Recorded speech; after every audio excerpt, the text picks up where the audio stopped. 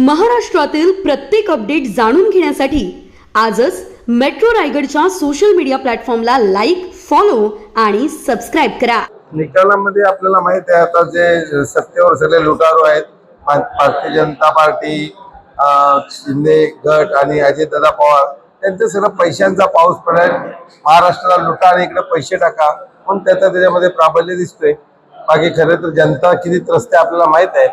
तो ईव्हीएम घोटाळा आणि ह्या पैशांचा महापूर याच्यामुळे आजचे निकाल जे आहेत ते कल त्यांच्या बाजूला जाताना दिसतात. याच्यामध्ये शेतकरी कामगार पक्ष, युबीटी आणि शरदचंद्र पवार राष्ट्रवादी हा खरं तर आमची अलायन्स आहे. पण आमचा जिथे ते शक्य आम्ही कार्यकर्त्यांना तिथे सांगितलं आहे जिथं आपण शक्य आहोत का तिथं आपलं सीट सुटत नसेल तर मग काही ठिकाणी स्वतंत्र लढण्याची सुद्धा तयारी आहे. पण शक्यतो वाटायचं जसं उरणमध्ये शेतकरी कामगार पक्ष, काँग्रेस आणि उभाटा गटाचे आमची फायनल होऊन आज आम्ही सीट डिक्लेअर करतोय.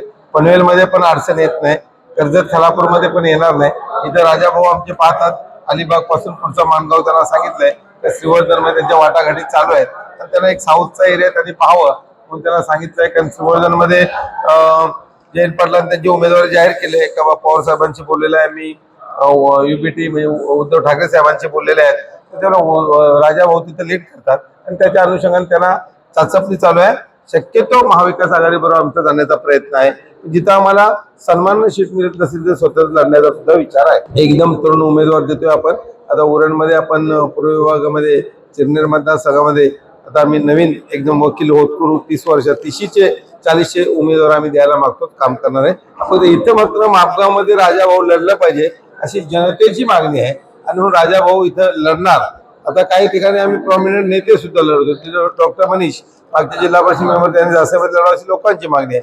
जिथं जनतेची मागणी आहे, कार्यकर्त्यांची मागणी आहे त्याप्रमाणे आम्ही उमेदवार देतोय. पण शक्यतो सर्व तरुणच राहतील असं आमचं प्रयत्न आहे. निश्चितपणे याच्यामध्ये आम्हाला 8 ते 10 उमेदवार निवडून यायला पाहिजे असा आमचा प्रयत्न आहे. शेवटी 60-61 आहे आणि यावेळेला ज्याप्रमाणे तीव्र जीवघेणी स्पर्धा शिंदे गट आणि अजित पवार गट यांच्यामध्ये एकमेकाला मारायला तुटलेला पाहिजे का ते कुणाच्याकडे जातात तर एकमेकावर तलवार खेचून आहेत आणि भारतीय जनता पार्टीचा सुद्धा प्राबल्य वाढलेला आहे. तर याच्यामध्ये काँग्रेसचं प्राबल्य इथं सन्माननीय आमचे मधुशेठ ठाकूर पप्पा यांचे एक आपण अलिबागमध्ये मुरुडमध्ये क्रेज राहिले बॅरिस्टर अंतुरे साहेबांचा हा जिल्हा आहे. तर त्याचा फायदा घेऊन जे काँग्रेसगण राहिले आहेत त्यांना घेऊन आम्ही जास्तीत जास्त सीट्स आणण्याचा यावेळेला आमचा प्रयत्न राहील, जेणेकरून आपण सत्तेत जाता आला पाहिजे असा आमचा प्रयत्न आहे. Subscribe now and press the bell icon. Never miss an update.